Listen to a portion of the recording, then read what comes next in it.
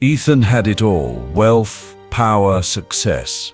But one night, as he read the letter in his trembling hands, his heart sank.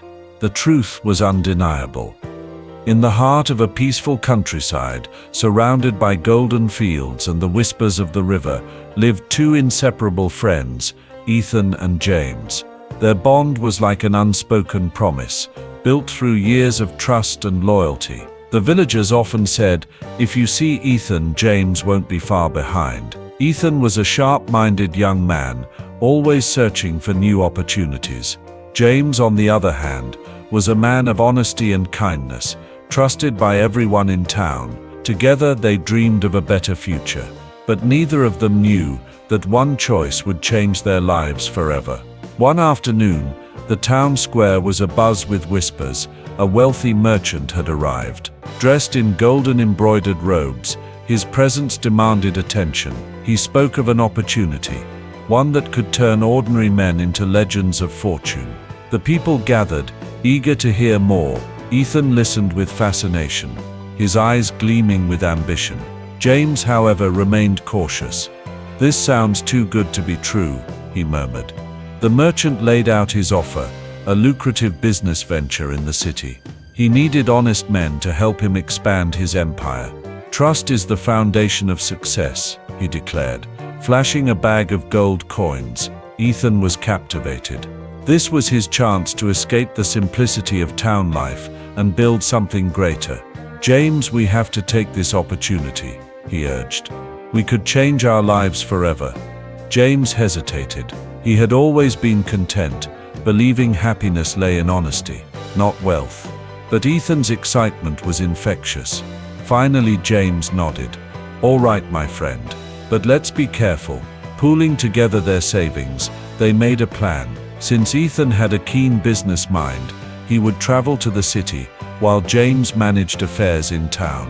The morning was quiet as Ethan prepared to leave.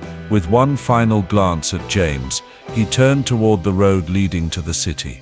"I'll be back soon," he called over his shoulder. James stood at the village entrance, watching his friend disappear down the path, unaware that this was the last time he would see Ethan as the man he once knew. The city welcomed Ethan with open arms. He made the right connections, struck the right deals, and within months he was no longer a simple trader. He was a man of power.